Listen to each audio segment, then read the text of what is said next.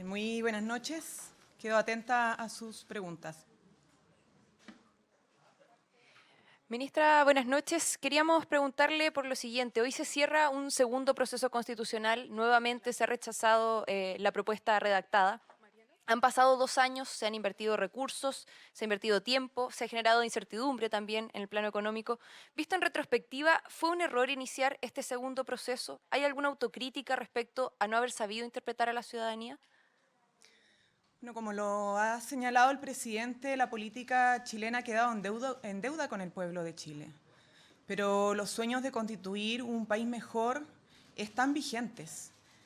Hemos tenido un aprendizaje de todas maneras, ¿no? Y el presidente también lo señalaba.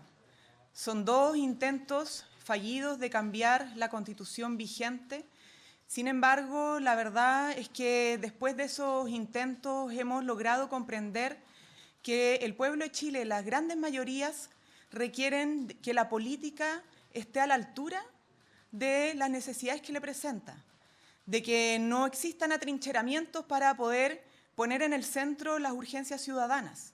Muy por el contrario, requiere de acuerdos, requiere del diálogo genuino, de un diálogo genuino el que está realmente disponible a cruzar el río y que en esa capacidad y en esa voluntad se produzcan los acuerdos con un objetivo claro: dar soluciones concretas a las demandas ciudadanas.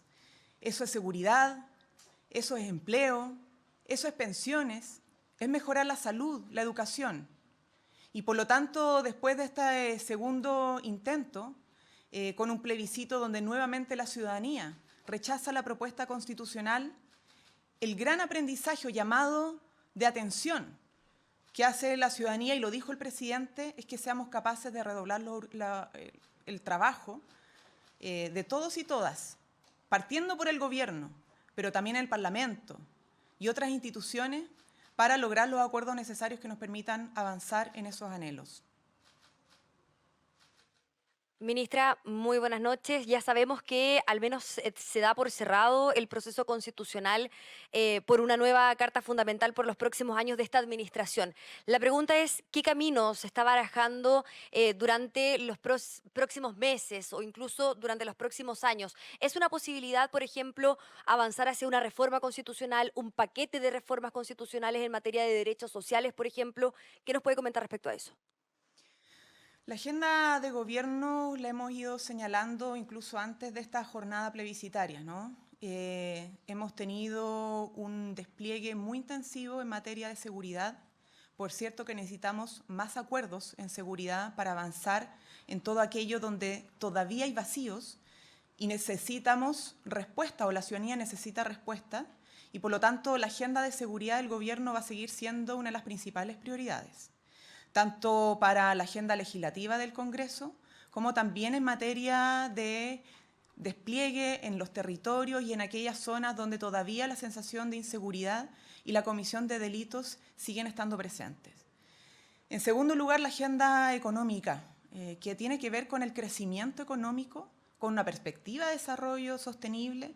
El 2024 para nosotros es un año clave para acompañar la reactivación económica que se visualiza, va a traer buenas noticias, pero que requiere un apuntalamiento mayor, y en eso el gobierno, a través del Gabinete de Crecimiento Económico y Empleo, va a estar trabajando intensamente.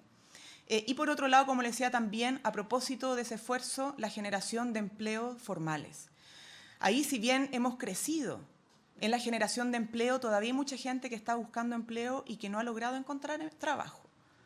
Y sabemos que cuando una familia no cuenta con un trabajo estable, no puede tener certezas de qué va a pasar el día de mañana. Entonces, la segunda agenda importante es la agenda pro crecimiento económico y empleo, y eso va a tener no solamente una expresión nacional, sino que también una expresión regional. No estoy hablando de los próximos meses, estoy hablando de lo que viene del mes de diciembre, estoy hablando de enero, febrero, marzo al menos. Vamos a priorizar nuestra agenda de trabajo en esos 2 ámbitos. Pero también en reformas que hemos comprometido a Chile.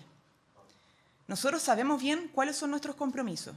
El presidente está muy claro cuáles han sido los compromisos de cara a la ciudadanía, que asumió en campaña, que asumió al momento de entrar al gobierno, y que también fue reforzando como compromiso al momento de ir a los territorios y escuchar a nuestros compatriotas. Y en ese sentido, la reforma de pensiones está en día clave. Lo mismo con el pacto fiscal. Los próximos días deberíamos empezar ya a concretar el avance legislativo de la reforma de pensiones. Hemos estado por meses dialogando, meses. Hemos liderado distintas mesas de trabajo, políticas y técnicas, con el mundo sindical, con el mundo empresarial. Y por lo tanto, así como hemos estado disponibles como gobierno a ceder en aspectos importantes de la reforma de pensiones para lograr un resultado concreto de aumento de pensiones, ahora a nuestros jubilados y jubiladas también esperamos que haya esa voluntad de ceder para llegar a acuerdos por parte de la oposición en los próximos días.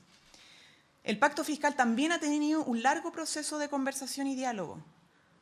Desde el rechazo de la reforma tributaria el año pasado, a principios de este año, en la Cámara de Diputados y Diputadas, se ha venido reformulando esta propuesta y ampliando su mirada, porque necesitamos un pacto no solamente para redistribuir la riqueza, así que para que los que tengan más paguen más impuestos y eso sea justo, sino que también un pacto para crecer con mayor igualdad, un pacto para hacer efectivo el cumplimiento de las obligaciones tributarias y enfrentar de manera decidida la elusión tributaria a través, por ejemplo, del levantamiento del secreto bancario y otras medidas.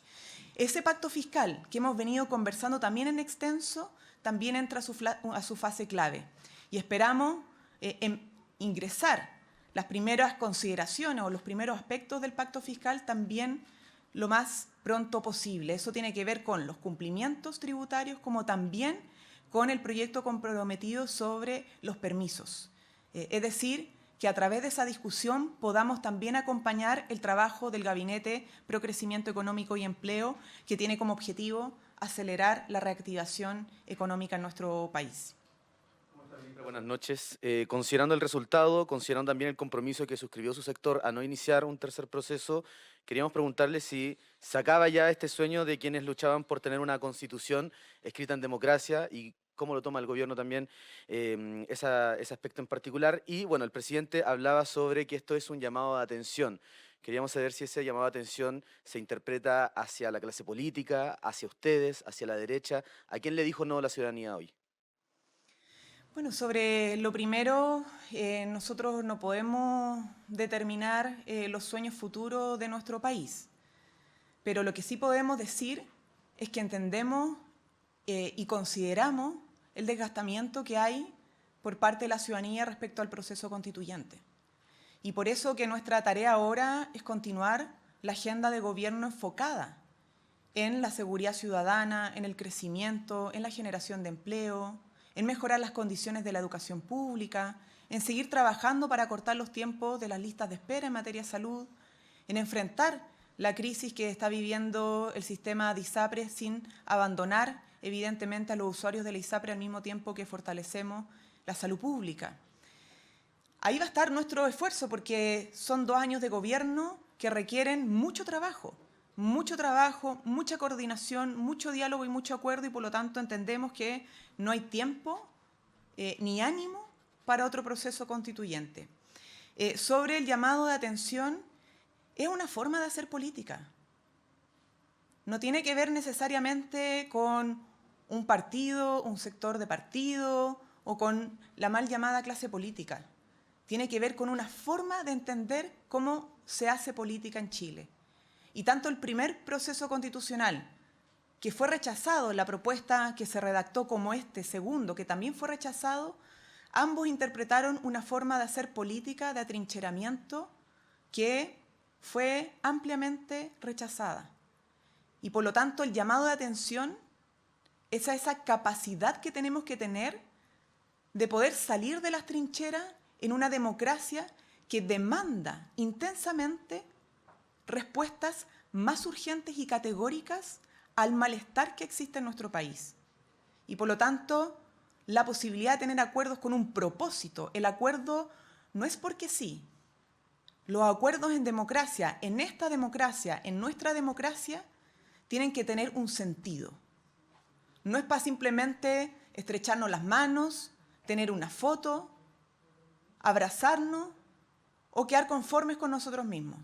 Los acuerdos que demandan nuestra democracia y nuestro país dicen relación con la posibilidad de entregar soluciones a los malestares y a los temas pendientes que existen en Chile hace mucho tiempo. Y eso al menos, y creemos que hay un amplio consenso en nuestro país, tiene que ver con la redistribución de la riqueza, la generación de empleo, el crecimiento económico, la seguridad y derechos tan fundamentales como la seguridad social en materia de pensiones, la educación y la salud. Ahí va a estar nuestro foco y esperamos que estos 2 años que quedan de trabajo con este Parlamento nos den buenos resultados en función del aprendizaje que hemos tenido con estos 2 procesos constituyentes. Ministra, buenas noches. Ministra, el presidente recalcaba que el cierre del proceso constitucional generará un mejor clima de entendimiento para dar respuestas a las demandas ciudadanas. ¿Está el gobierno evaluando un cambio de rostros en el gabinete para encabezar esos diálogos que se deben dar pensando en las metas del 2024? ¿Y los resultados de hoy son un insumo a considerar para esa evaluación? El presidente siempre está evaluando sus equipos, eso es una constante y no está determinada por un momento político electoral en particular. Y esa evaluación dice relación con la capacidad de avanzar en las tareas que les he dicho anteriormente. El presidente lo ha dicho aquí públicamente a todos los chilenos y chilenas y lo ha transmitido también al interior de los equipos, a sus ministros, ministras, subsecretarios, subsecretarias. La tarea principal es reforzar los esfuerzos en materia de gestión para responder. Evidentemente, cuando uno llega a la administración pública y particularmente al Estado, a sus instituciones, se da cuenta que muchas veces la burocracia se impone o el exceso de burocracia se impone antes que las urgencias ciudadanas y por lo tanto nuestra tarea es poder acelerar los procesos para que las urgencias tengan una respuesta institucional a la altura de lo que la ciudadanía espera. Y por eso, como lo ha hecho el presidente, uno de los anhelos fundamentales es la recuperación de la confianza en las instituciones democráticas. ¿Cómo hacemos que se recupere la confianza? Bueno, es confiando en la gente, en primer lugar, y en segundo lugar, entendiendo la responsabilidad que tenemos al asumir estas tareas de Estado, que es poder poner a las instituciones a la altura de las necesidades de la gente. Ministra, lo dijo usted, también el presidente, tras este plebiscito hay que entregar certezas y concretar las reformas. Para eso se necesitan a todas las fuerzas políticas, las que hoy también comprometieron ese diálogo, pero ese compromiso la ciudadanía lo ha escuchado en muchas ocasiones sin resultado. Entendiendo que han hecho concesiones, ¿están dispuestos a ceder aún más en el pacto fiscal y la reforma a las pensiones y en qué plazos para que la ciudadanía pueda hacer ese seguimiento? También, ¿qué compromiso se le pide a la oposición en este sentido? Miren, nosotros, como sabrán, tanto en materia tributaria como en materia de pensiones, hemos cedido no solo respecto a la propuesta que estaba originalmente en el programa de gobierno, sino que también respecto a la propuesta que ingresamos al Congreso Nacional, ya siendo gobierno.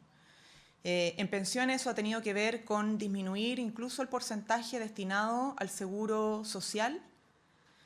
Hemos cedido en materia fiscal, tributaria, en cuanto al impuesto a los grandes patrimonios y en otras materias. Hemos incorporado además propuestas que vienen de la oposición como del mundo empresarial porque hemos entendido la importancia y la riqueza que trae el escuchar e incorporar miradas distintas.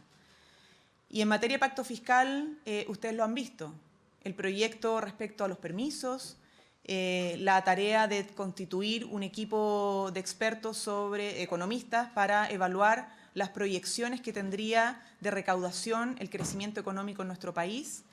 Todo eso lo hemos ido incorporando.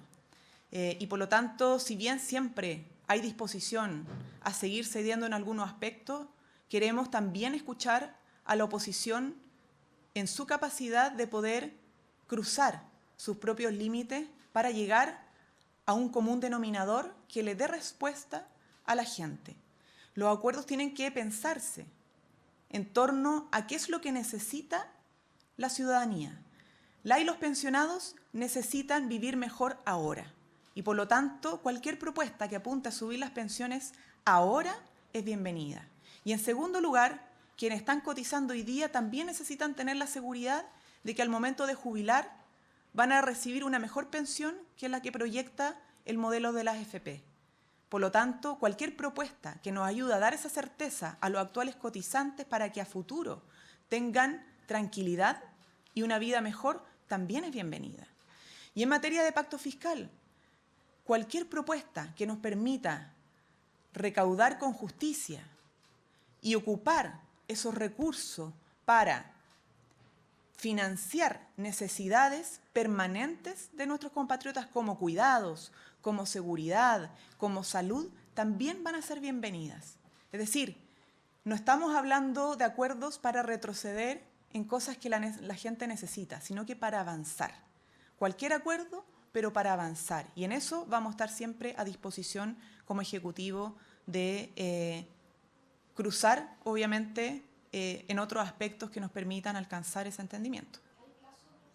Los plazos, como les he dicho, siempre dependen de ambas partes, no solo las del Ejecutivo, que pone la urgencia, que presenta las iniciativas, sino que también de la urgencia que considera el propio Parlamento y en este caso en particular la oposición, ¿no?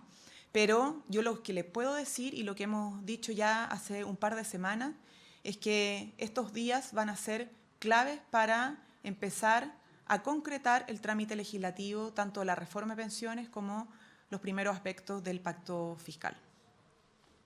Bien, que tengan muy buena noche. Hasta luego.